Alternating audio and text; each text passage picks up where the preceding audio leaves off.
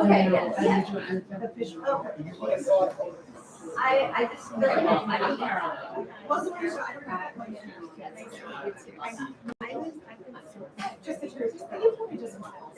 Okay, we'll see. Okay, we'll see. Maybe I'll. And you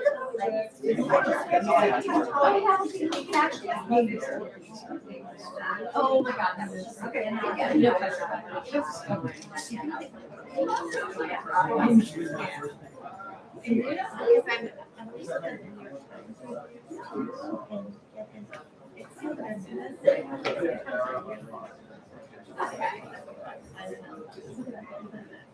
Yeah, no, but yeah, I'm just like,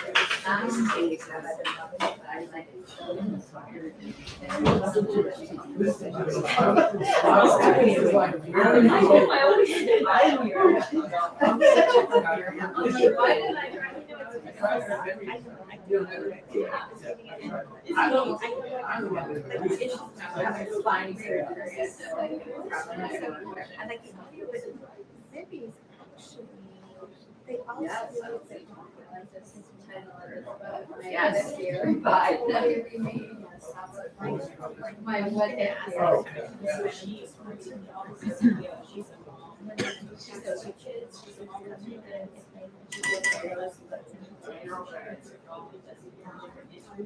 know. You know, as a Choose story.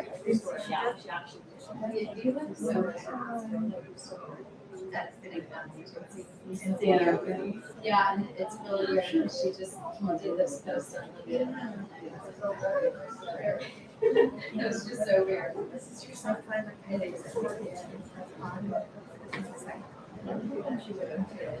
That makes my walk.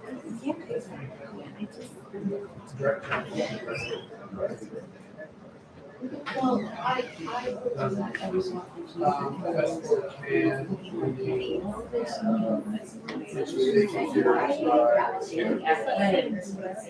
yeah.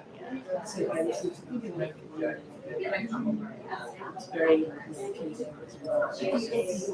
as well.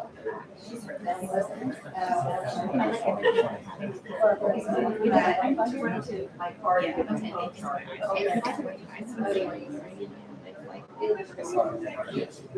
Yeah, no, I appreciate that. I have that.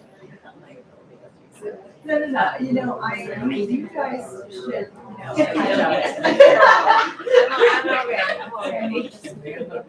Okay, you're going to your car. I'm gonna go to my car, I'll be right back. We're gonna see. Where are you guys staying right now? And Hannah, if you want to come to see, we're gonna go to the fishing pit, which is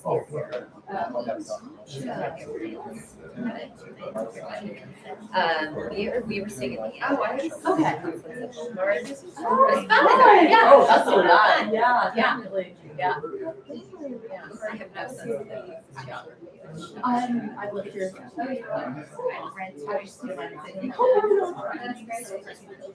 This is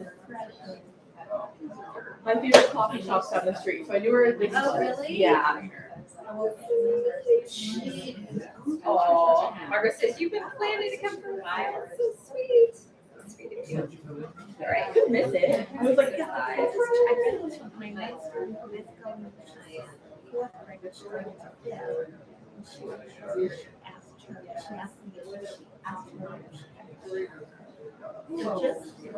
don't know if that would be something that's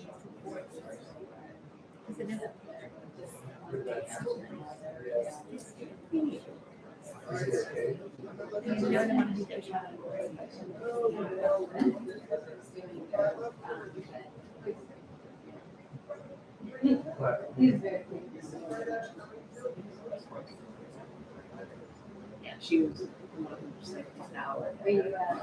Oh, they right. No. I mean, sorry. So you said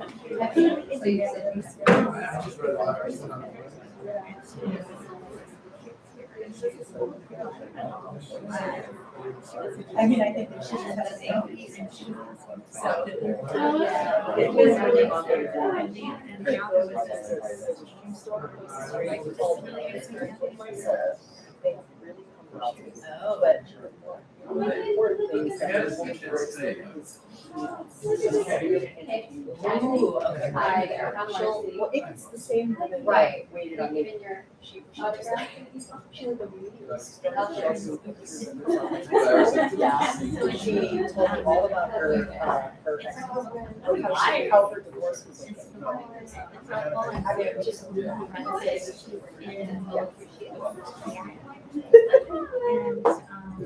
All right, another time. I think. Hi. Mom, this is Patty. Oh,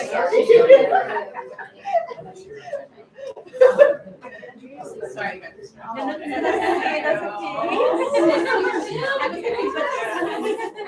Hi. I'm Patty. Hi, so nice to meet you. Who else is here? Oh.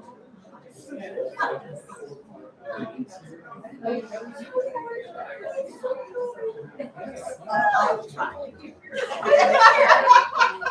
I know. She comes sitting me on the couch. Well, I know this is too much. Oh, yeah.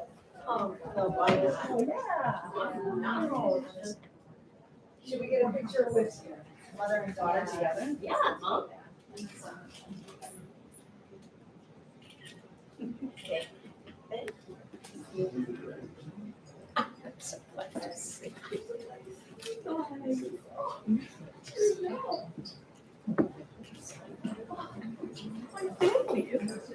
Ready? Yeah. Hi everyone, thank you so much for coming out tonight and welcome to Zibby's Bookshop. So we're here to celebrate one of our own Zibby Books authors, Jane Delury, for the launch of HEDGE. So congratulations, Jane. Yay! All right. Hi, everybody. Thank you for coming. And I'm going to read a scene from the beginning of the novel. So I'll just talk a little bit about the book, and then I'll read for about 8.5 minutes. And then I'll talk about the story behind the book, a little bit about the research I did and how this story came to be. And then I'll just open up to any questions. And then everyone will be free to go eat dinner. Okay, so HEDGE is about a garden historian named Maud. She grew up in Burlingame near San Francisco, and she trained as a garden historian in England. So she goes to these estates and she analyzes the soil and the topography and the archaeological features and brings these gardens back to life. So she has this thriving career in England. She meets an Englishman named Peter. They have 2 daughters, Ella and Louise. But when the book starts out, Maud has moved back to the Bay Area. She and her family are living in Marin because Peter got a job in San Francisco. And she can't find work, and the major cracks in her marriage, which have been present for years, have widened. And she's really unhappy. And so when the book opens, she's told Peter she wants to separate. And she's taken a job for the summer in the Hudson Valley, restoring a garden, a Gilded Age garden on an estate. And her daughters are going to join her, but for the first few weeks, she shares these grounds, very remote, beautiful grounds, with Gabriel, an archaeologist. And they start to have dinner every night, and then become closer and closer. And then the girls arrive, which throws a bit of a wet blanket on the romance that is starting to brew. So I am going to read a scene after Ella and Louise arrive. Ella is 13 and Louise is 8. The only other thing you need to know is that Ella has some really serious issues brewing that kind of blow up about halfway through the book. One of her minor issues when she gets to Montgomery Place, though, is that there's no good Wi-Fi. There's no good cell signal. So Maud has found a tree where they can get a cell signal. So every night they eat outside, and then Ella goes to the tree to FaceTime her friends. So I will refer to that tree in this reading. That night, Gabriel watched Louise studiously peel all of the pepperonis from her pizza slice and stack them on Maud's plate. "I thought your mom said you liked pepperoni," he said. "I just like the flavor on the cheese," Louise replied. "We have a system," Maud said, and added the pepperoni to her own slice. She glanced at the tree to check on Ella, happy to see her laughing with a friend as she ate. She'd been in tears several times today over a new crop of pimples. Earlier, on their way home from wandering the galleries of Dia Beacon, Maud had stopped at the old-fashioned pharmacy in town. She and Ella read the descriptions on acne products, while at the candy counter, Louise dropped fireballs and gummy worms into a bag that now sat on the table. Since Maud had allowed Ella to eat at the tree, Louise had been allowed to have dessert with dinner. Later, as Maud sat on the living room couch reading a book on Victorian statuary and waiting for the girls to sleep, Ella came down the hallway. "Louise is snoring," she said. "Really? She must have a stuffy nose. She sounds like a warthog." Ella's chin was covered in pimple patches. She seemed to have used the entire box. "Want to sleep with me tonight?" Maud asked. She put down her book. "Sure," Ella said. Maud couldn't remember the last time Ella had climbed into her bed. She was grateful to Louise for snoring, a sound audible from the hallway as she and Ella passed the door. In her bedroom, she pulled back the comforter. "Scratch your back?" she asked. "Okay," Ella said, letting Maud tuck her in. When she was little, Maud would tell stories on her back with her fingers, tracing the outlines of the pond in the Frog King, thumping her hand down her spine as she whispered, "Fee fi fo fum." But this, she thought, as Ella pulled up the back of her t-shirt, was close enough. "Why does Gabriel want to have dinner with us every night?" Ella said after a while. "He likes us," Maud said carefully, "but he doesn't have to. We'll eat alone tomorrow night." "Are you and Dad fighting?" "No." Maud paused in her scratching. "Why?" "You guys never talk on the phone." What now, Maud thought? How not to lie, how not to alarm her. "We've never been phone people," she said. "And he keeps asking me about you," Ella said. "Like, how does Mom seem? What's Mom up to?" "He likes it better when we live together," Maud said. "But it's hard because our work is so different." Maud saw Ella's shoulders relax. The answer had appeased her. Her back was still a child's back, with the same brown mole that had appeared one summer, the faint birthmark shaped like a sailboat. Maud snuggled closer. "I'm so glad you two are here," she said. "I missed you. I love you so much." Ella gave in to the hug. "You'd love me even if I was an axe murderer. You said that once." "It's true," Maud said into the fruity thicket of her hair. "I wouldn't approve of the murders, but I'd love you just the same." "I don't know why." Ella's voice wavered. "I'm not that good at school. I'm not that good at friends. I'm not that good at anything. Don't say it isn't true. It's how I feel." "Friendships will get easier as you find the things you love to do. You'll meet other people that love them too." "When?" Ella said. "It takes time. You will, I promise. Want more scratching or ready to sleep?" "Sleep," Ella said, and she burrowed deeper into the covers. Maud left her hand on Ella's back as her breaths lengthened. Being good, but not good enough. She understood so well. Her entire childhood, she thought of herself that way. Attending Amherst on a scholarship hadn't helped. She'd realized her first year that her love of history was a love of stories and atmosphere. Theory left her cold. She didn't want to make and support arguments. She felt like an imposter. Then, the spring of her junior year, she'd interned at a historical estate near campus, working with a professor of archaeology on a garden restoration. In a letter written in 1890, she found a reference to a peony plant on an acre of the grounds now covered by pines. On her own, she discovered the peony under a honeysuckle blanket, still alive more than 100 years later. This, she knew that day, was what she wanted to do, whatever this was. Landscape history, her professor told her. There are graduate programs in the UK, not so much in the US. That conversation had changed the course of her life, sent her over an ocean and in Peter's direction. Once Ella was asleep, she texted Gabriel that she couldn't meet tonight. "Sleep over with the girl." "Which one?" he wrote. "The one who eats the pepperoni." "Let me take you to lunch tomorrow," he replied, and sent a link to a restaurant in town. At noon the next day, Maud drove to the restaurant, a French bistro called Catherine, with photographs of Catherine Deneuve on the walls, all of them predating 1960, when Deneuve was young and in black and white, as if she died at 30. Maud felt self-conscious in the airy room with its zinc bar and burgundy satin banquettes, its chalk menu and cheese trolley. Walking to the table where Gabriel waited, she wondered if she'd tracked in dirt. I hope you like champagne, Gabriel said when she sat down. I do, Maud said, but I'll have the arsenic instead, please. She stretched a starch napkin over her lap. Sorry, I'm not very fun right now. That morning, fertilizing the beds, she'd worried about Ella. What was she picking up on about Gabriel? Why was Peter asking questions? She'd almost canceled coming to this lunch, and now she wished Gabriel had chosen to meet at the taco place a few doors down.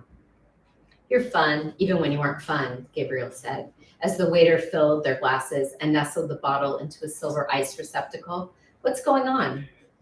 Ella's so down, Maud said, and I don't know if I'm helping, if I'm saying the right things. It used to be so easy with her. She took a sip of champagne, barely registering the taste.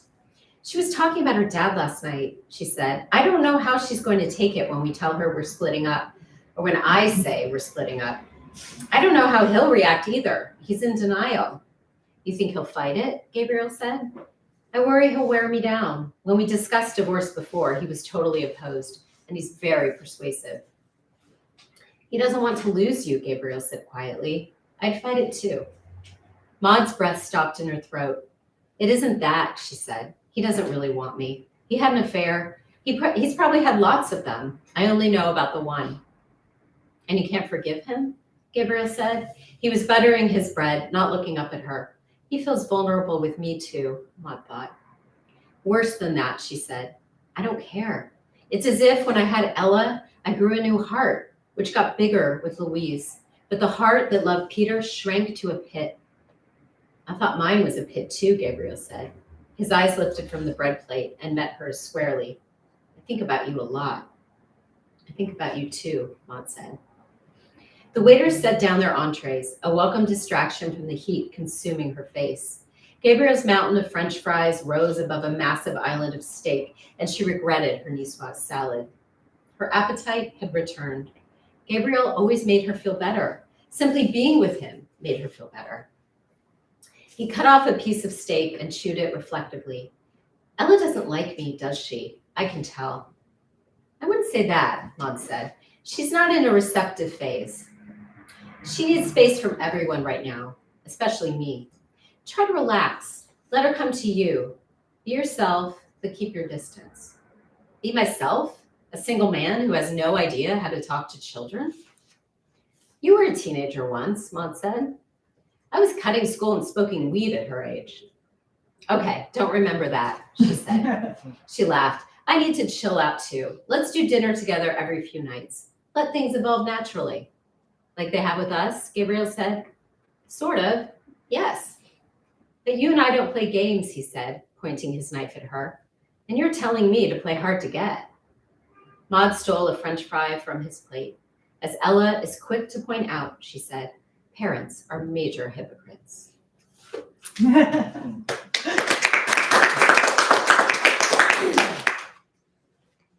right, so I'll just talk for a few minutes about the coming into being of this book. So the emotional core of the story comes from my own life. I was divorced in my early 40s, and I had two young daughters who were nothing like the disclaimer that both of my girls are like, remember the disclaimer, who are nothing like the girls in this book. But I was on my own for the first time, and I felt very responsible for these two girls and for this family that I had to recreate with them, the three of us. And so in some ways, I mean, some of you have read the book and you know that things really go awry at Montgomery Place. In some ways, I think I was writing into like my biggest fear in writing this story of a woman who makes a decision and sets out to remake her life, but a struggle of her daughter means a struggle that her daughter is going through makes it impossible for her to follow through on that path. So at the same time that I was creating this new life, I'd bought a house. I couldn't do much about the interior of the house, but I had this strip of backyard and I started to garden. And so I wrote the first draft of HEDGE in my garden every morning. I would go out and I would write and I would work in the garden. So I knew I really connected to Maud as a gardener, even though I wasn't a very good gardener. It was fun to write in the perspective of someone who knew what she was doing. And then the landscape history aspect of things, I'm a writer who really is inspired by place and writes from place. And my family, I'm from Sacramento, and my family rented a house on the edge of the Presidio. Anyone been to the Presidio in San Francisco? Yeah, so for several summers, we rented a house on the edge of that park, and I went running, and I discovered the footprint of the home that Juana Briones shared with her sisters in the second decade of the 19th century. Juana Briones is known as the mother of San Francisco. She was a healer, she was an entrepreneur, she was just this incredible kick-ass woman who lived with a man who was abusive. She had 8 children with him, and she requested a separation from the Catholic Church. She's the first woman in California history to request an official separation. And when she didn't get it, she picked up her children, she moved, she called herself a widow for the rest of her life.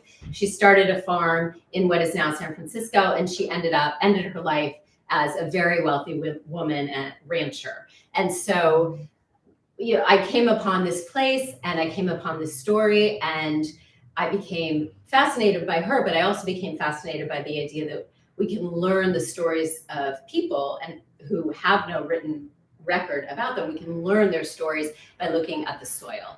And so I kind of melded that work of archaeology and that love of gardening into this profession, which is much more typical in England. It's really not as common. I couldn't find a single program in the United States, actually, that did exactly what Maud does. But there are plenty of them in England. So I sent her abroad. Yeah. So I also wanted to understand, I understood Maud emotionally. We're very different, but she comes from an Irish Catholic family. In many ways, her departing for England is a big FU to her parents, who are very staunch Irish nationalists. So I understood, as someone who grew up Irish Catholic, I understood that. But I needed some hands-on understanding of the work that she's doing, which is complicated and involves all these different fields. So for that, I started driving to Monticello, which is 3.5 hours from Baltimore. And I found this team of people who helped me in my research. So the head of archaeology, the head of grounds and gardens. Monticello is the site of a major garden restoration. It's really the biggest in the US. In the 1970s, there was a parking lot that archaeologists thought was covering the original vegetable garden. So they pulled up all the asphalt and did all kinds of analysis of the soil and restored the garden. I also, at Monticello, was adopted. I kind of adopted, I showed up a lot. And so I don't know how they would see it. They were all very generous and nice, but I spent a lot of time tagging after the head of archaeology, who's doing this incredible work on the mountain, finding out about the lives of the people who did all the work in that vegetable garden, the enslaved population of Monticello. So there's just incredible work being done at that site.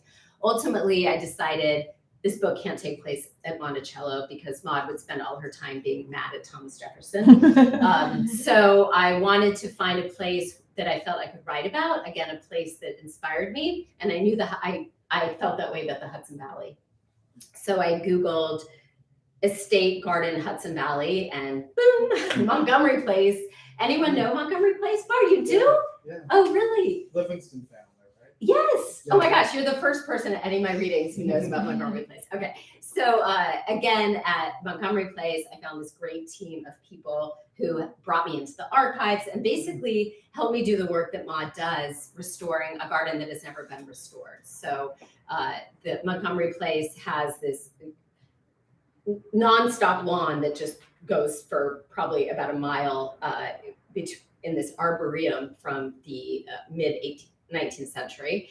And there used to be an elaborate formal garden with a conservatory. And so it was just so fun because everyone there would love to restore this garden. So they were more than happy to dream with me about what it would look like to restore it. And so we went into the archives, and the head of horticulture at Bard sat with me in the archives and looked at the photographs and tried to figure out what the plants were. And I looked at the correspondence between H.A. Downing, who was very famous. You know him too. This is so exciting. H.A. Downing, famous figure in American landscape design, had a correspondence with Cora Barton, who was the daughter of Louise Livingston, about designing these grounds. And there were invoices and letters, and his handwriting was very bad. But I spent a lot of time just trying to decipher the names of the plants. And so all of the plants in HEDGE come from that research. And the Amy Perala, who is the head of horticulture at Bard, fact-checked everything with me. And so anyway, I had so much fun on the research. I say I could write a second book and I could just dump all of my research between two covers, but I had to kind of lock that out to get at the story. So after several revisions and cutting out a lot of that garden history, I had this story of HEDGE, which for me is about being a mother, being a woman, and just being an individual and pursuing your passions while being responsible to the people you love, which can be difficult, I think, not just for women, but for everyone. So I think that's the ultimate struggle that Maud faces and I think works through by the end of the book after some serious turmoil. All right, so I think I'll stop there. I'm looking, this is my teaching instinct. I'm like, we are on time for our lesson plan. Does anybody have questions? I have a question for you. So how do you know Montgomery Place? Well, I have an interest in history Okay. and architecture. And Yeah. And so, yeah, it's just a fascinating place. Have you visited? You visited? Or? I haven't in years. Okay. And so, but it's a place that just leaves an impression Right. based on the space and kind of what's lingering. Right. Yeah, so. Yeah, absolutely. And there's so much work that could still be done there. Yeah, There's well, especially when you look at Monticello. Right. Like, and what's going on there. From Yes. Like a cultural and historical. retelling the history and discovering. yeah. So, yeah. Yeah, so you'll probably appreciate this. So again, I did write a really quick first draft at Monticello, but the history there is too fraught. It didn't work. I mean, it was a very different book. Maud was really grappling with that constantly. And ultimately this is a novel. It's not a history. And so I had to move it. But I brought the HEDGE with me. So has anyone been to Monticello? So Monticello, this major garden restoration, the first wave of restoration happened in the 1920s when I think it was the Virginia, it might have been the Daughters of the American Revolution or the Virginia Gardening Society did a first restoration of the grounds. And what they did is they grew a hedge to hide Mulberry Row, which is the road where the enslaved population did all of their work. And the idea was when you have visitors to the house, nobody wants to think about the legacy of slavery in the ground. So you grow a hedge and you hide all of that, which is just so complicated and fraught. And Maud was doing a lot of thinking about that. But I became very attached to the hedge in my book. So when I moved the book to Montgomery Place, I brought the hedge with me. And I said to Amy Perala, I know there's no hedge on these grounds, but I really need a hedge in this book. So we walked around and she figured out where a boxwood hedge could have reasonably been planted. So I tried in the book to find gaps in history that I could fill. I think the history works pretty well. I'm sure, someone is going to find an error if they haven't already, but even more important, I had to believe what I was doing. So for example, there was a nonprofit that owned that property, that owned Montgomery Place before Bard, and the book takes place in 2012. And I specifically chose that date because there was sort of this gap where in theory, there could have been this other nonprofit that I created that took over the property. So I always needed it to line up enough that I could believe it, but it was a delicate dance, with history that I was doing here. And then at the Presidio, so in the second part of the book, Maud has moved back to the Bay Area, and she's at that site in the Presidio that I talked about, where there's the footprint of Juana Briones' house. And a team from Stanford, this is real life, a team from Stanford did a dig of the house and uncovered the adobe walls, and they did not find a garden, but they found plant remains, and there's certain there was a garden there by El Pauline Stream. So there I went back and forth over email with the head of archaeology at the Presidio to figure out where that garden could have been. And there's a painting by Robert Beachy, who is a landscape painter. I think it's from 1826. And so she found that painting, and there's a faint trace of white sort of off to the side of the stream. And so she sort of circled it over email, and sent it to me and said, that looks like it could be adobe wall. So that was enough for me to believe, okay, if she could believe it, I could believe it. If the archaeologist could believe it, I could do it. So, yeah. I have a question Yes. and a comment. So Yes. first, thank you for reading. That was beautiful. The first comment is, I got chills when you were reading it because I know that John Delury liked to put pepperoni on his pizza. Yes, you know that. John Delury is my brother. This is Joe Rather, who went to high school with me. I've known her 40 years, but when I know that, being not a creative person myself, Yes. like that was your brother. That was me. Sometimes I think of Yeah. that when I had pepperoni. So That's hilarious. Crazy. Okay. Yeah. I may be the only person to spot that. Well, John will That's spot relevant. it. He lives in John Seoul. will, yes. He lives in yes. South Korea, and he just got his copy, and so he's gonna know. He was 13 Yes. when he did that. Yes. I remember it like yesterday.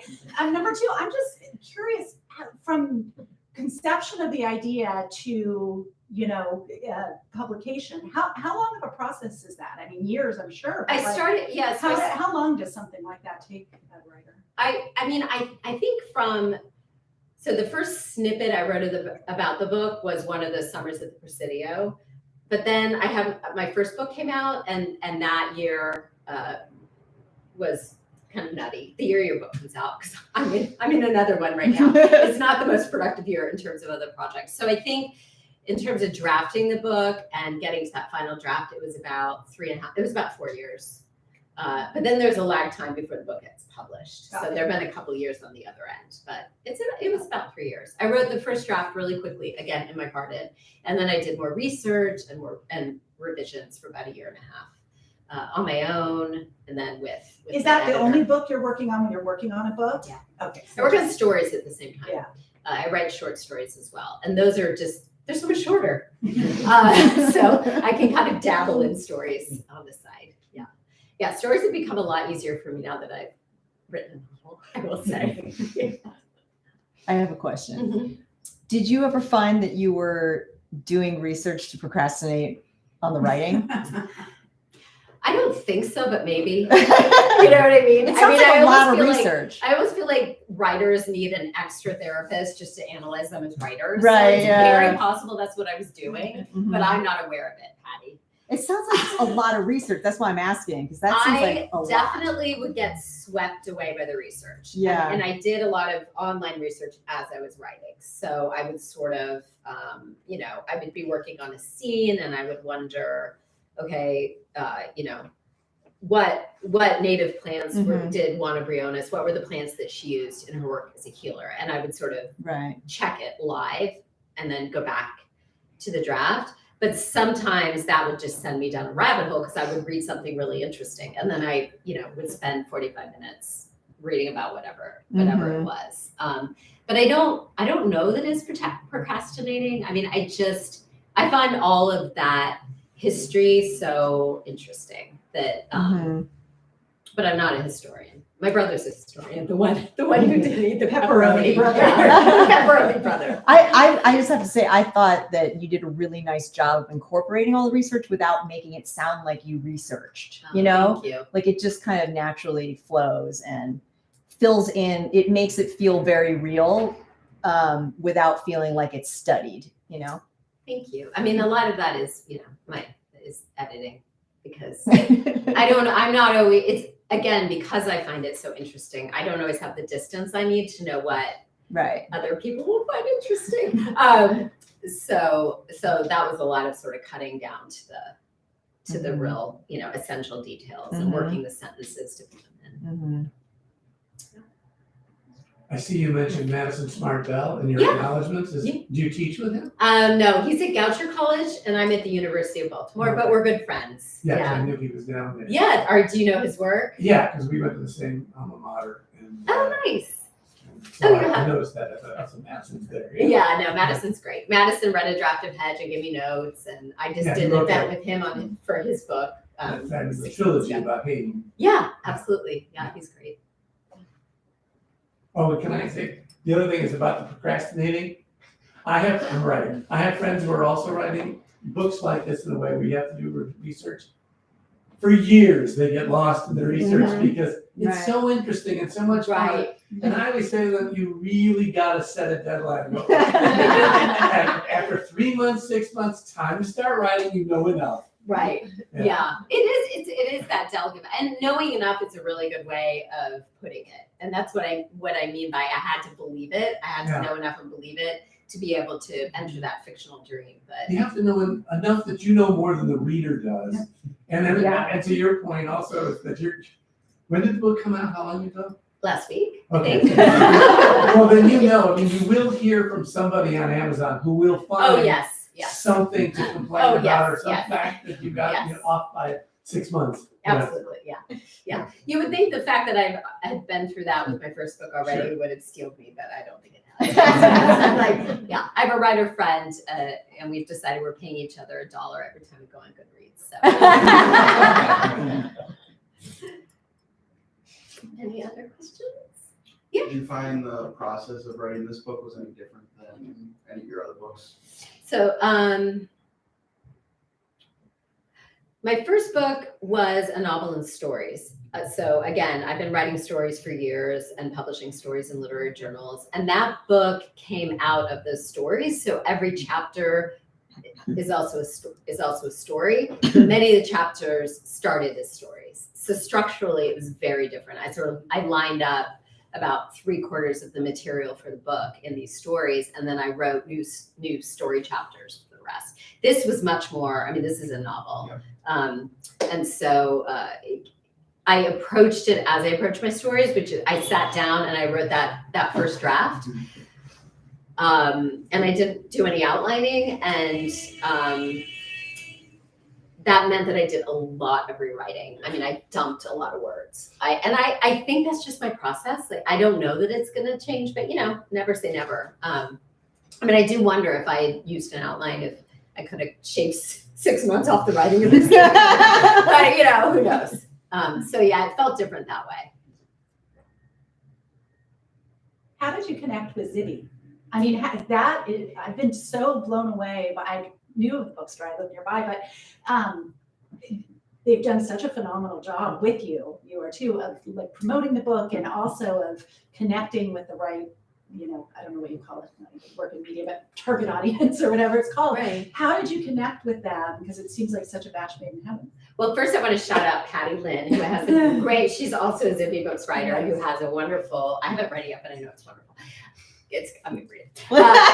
Wonderful book. End credits is coming out in September. Yeah. And so, so my first book was with Little Brown, and my editor, that all went really well. I had a wonderful editor. She got this manuscript at the beginning of the pandemic, and it was just dragging. It was really dragging, and it just took her a long time to get to it. And I could just tell that it wasn't a good match. I could tell. But we were close, and we'd had a great experience with my first book. So it was one of those sort of sad, publishing stories where you're like, this is just, like, someone needs to leave this marriage, and I think, I better leave this marriage before I get broken up with or whatever. So we kind of agreed. Yeah, she wasn't really interested in history, and she wasn't interested in gardening. I mean, she said that, up front. And I thought, okay, well, my character is a gardening story. This might be a problem. So it was a super bummer.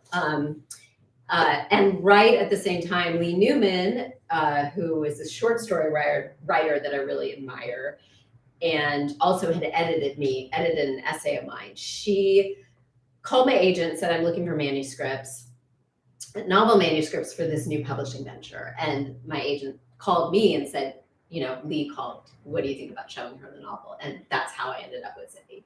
But the Zibby books didn't exist yet. So I said yes, and then we waited for the company to exist. So I've been there from the very beginning. So it's been really fun, and it's so nice that it's a company that's run by women, and we have a really great community. Wouldn't you say, Patty? I mean, look, Absolutely. Patty and I were just having a drink at Santa Monica. Absolutely. Yeah. I mean, that's I think that's one of the mission statements of the company was to create a community among writers and readers, and it's totally happening. Yeah. there's just tons and tons of support. Yeah. From my fellow writers, which is great. So I guess there was a happy ending to my great tragedy.